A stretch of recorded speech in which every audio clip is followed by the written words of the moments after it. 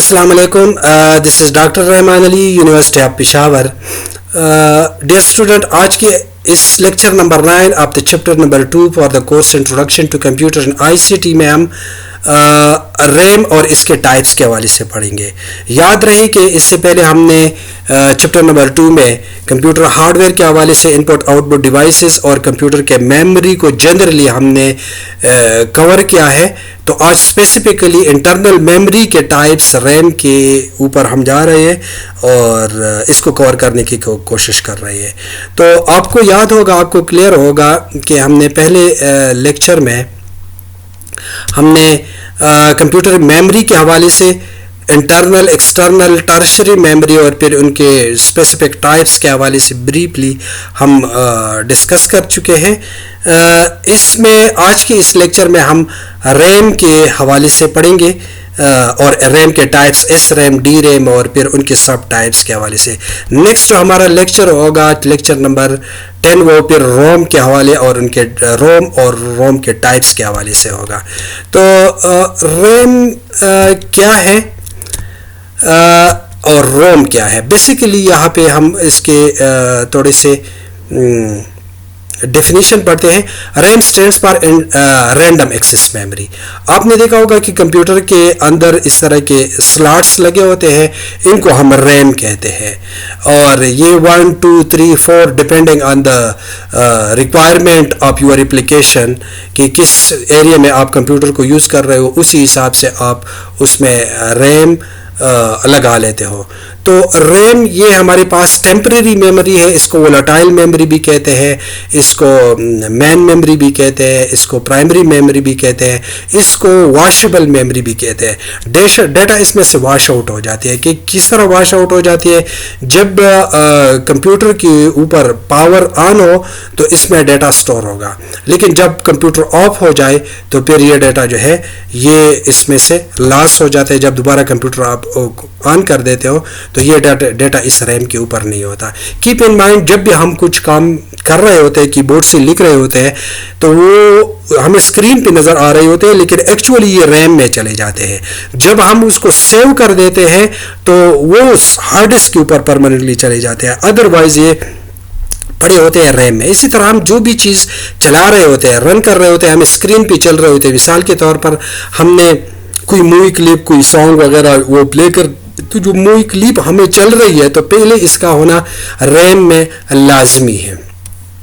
फिर इसके मुकाबले में रोम है तो इसको रीड ओनली मेमोरी कहते हैं। इट मीन्स के इसको एक बार आप लिख सकते हो और फिर उसको उसके ऊपर इरेजेबल ये वॉश आउट नहीं होती, और अगर वॉश आउट हो भी जाए तो वो उसको हम वॉश आउट नहीं कहते, उसको इरेज कहते हैं कि हम उस डेटा को रोम चिप से मिटा सकते हैं। ये रोम चिप है, मुख्तलिफ मदरबोर्ड के ऊपर लगे होते हैं मुख्तलिफ टास्क के लिए। नेक्स्ट लेक्चर में हम डिटेल से इसके पर्पज़ और एप्लीकेशन और वर्किंग इन टाइप्स पढ़ेंगे।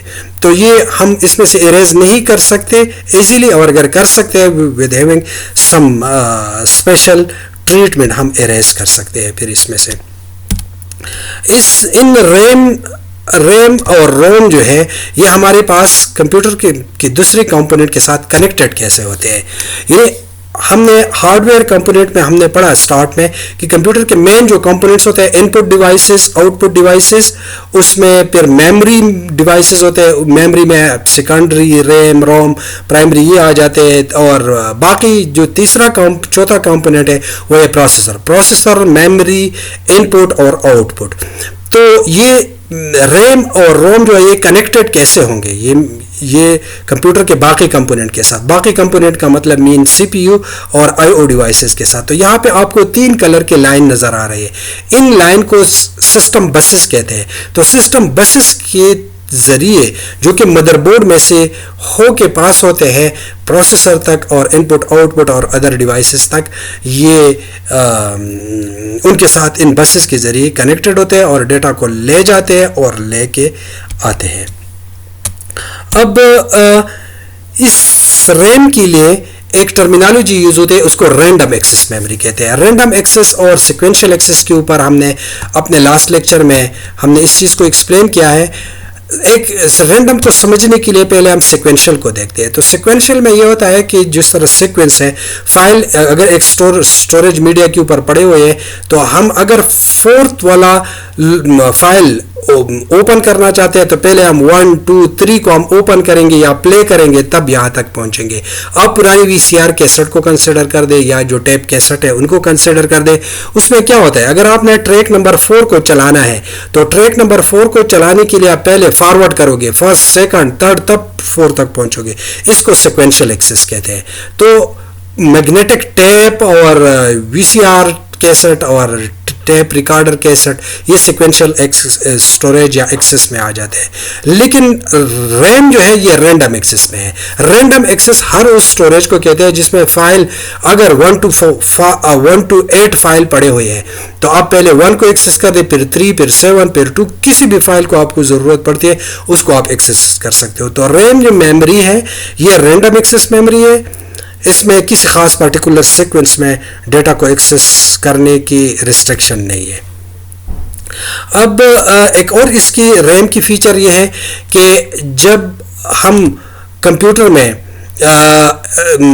विंडोज़ इंस्टॉल करते हैं तो वो मेमोरी मैनेज करते हैं। मेमोरी मैनेजमेंट का मतलब ये कि रैम को आपके लिए 2 हिस्सों में बांटते हैं, डिवाइड करते हैं। एक हिस्से को हम ऑपरेटिंग सिस्टम एरिया कहते हैं, दूसरे को यूज़र एरिया कहते हैं।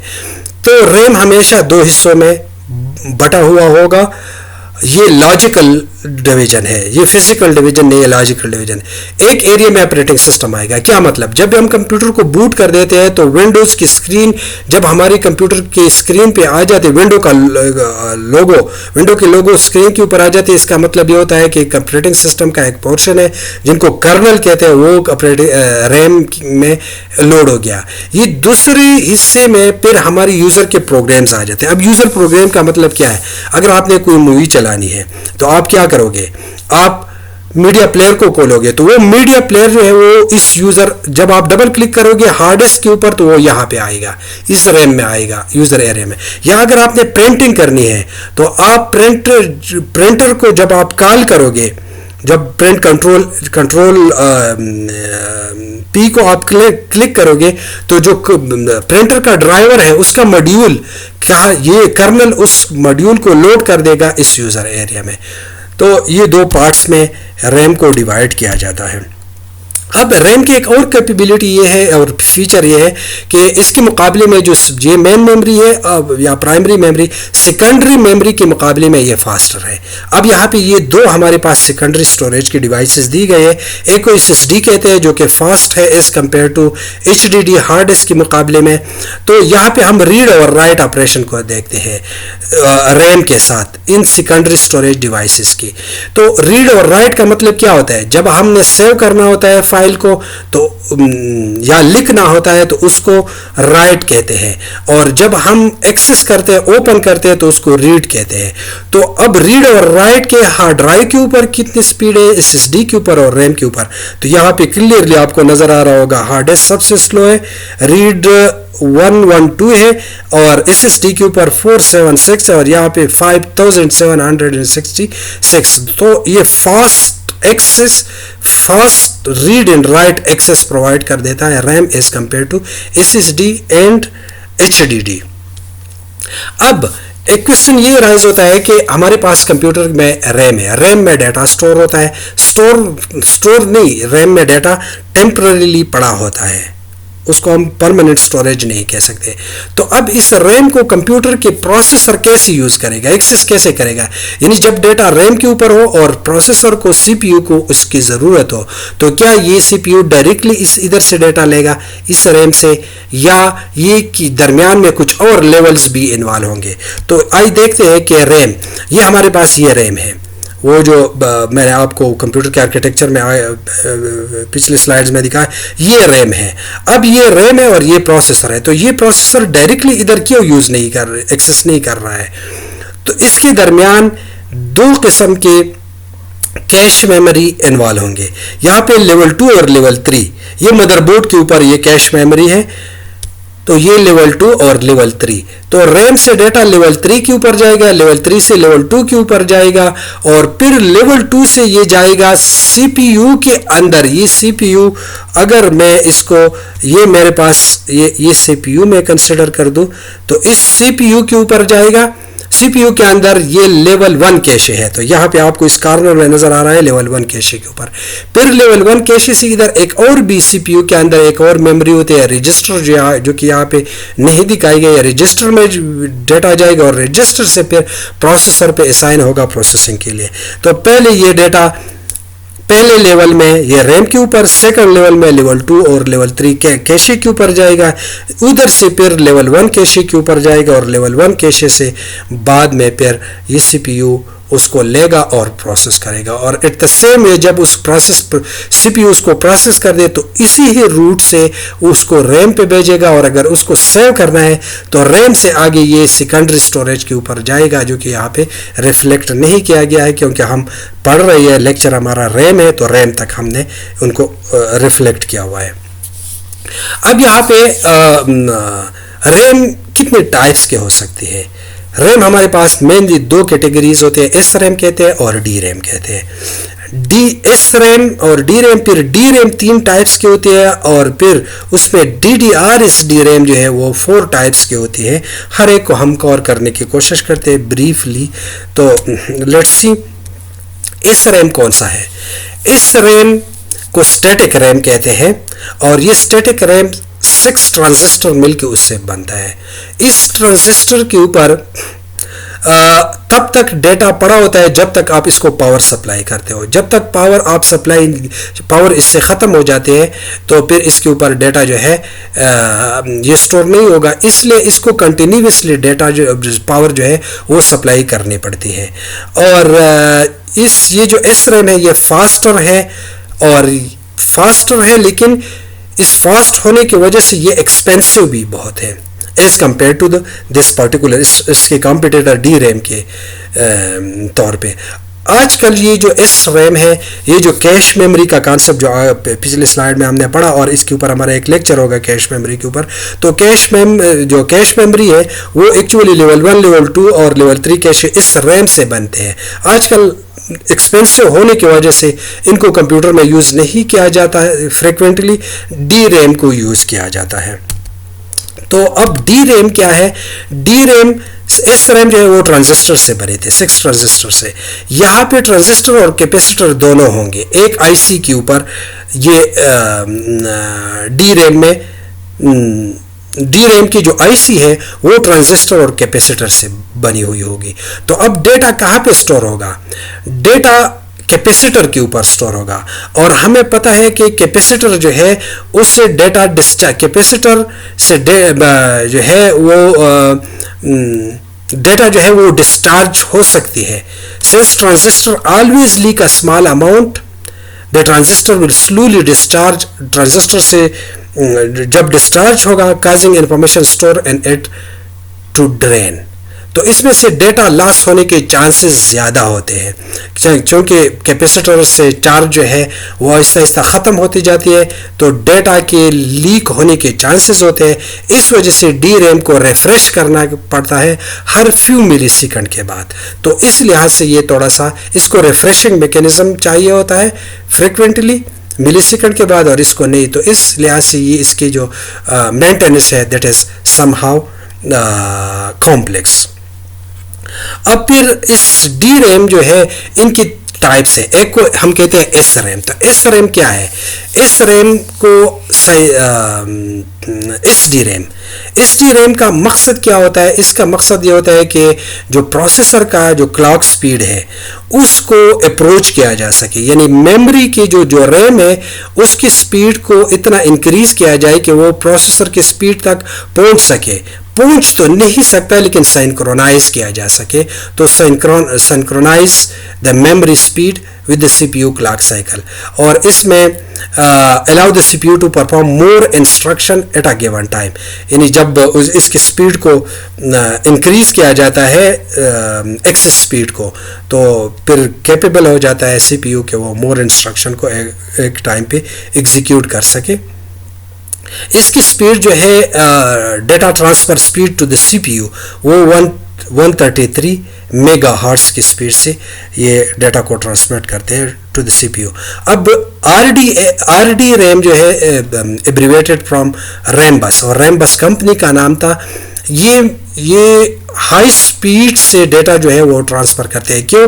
ये स्पेसिफिक एप्लीकेशन जो कि वीडियो गेम्स डिवाइस और ग्राफिक्स कार्ड है उनमें ये आरडी रैम यूज़ होती है, क्योंकि वहाँ पे हैवी डेटा को ट्रांसमिट करना होता है और क्विकली वो गेम्स जो है वो हैवी होते हैं, ग्राफिक्स ज़्यादा इन्वॉल्व होते हैं, तो उनको फास्ट स्पीड जो है वो चाहिए होती है, तो आरडी रैम उस केस में यूज़ होती है।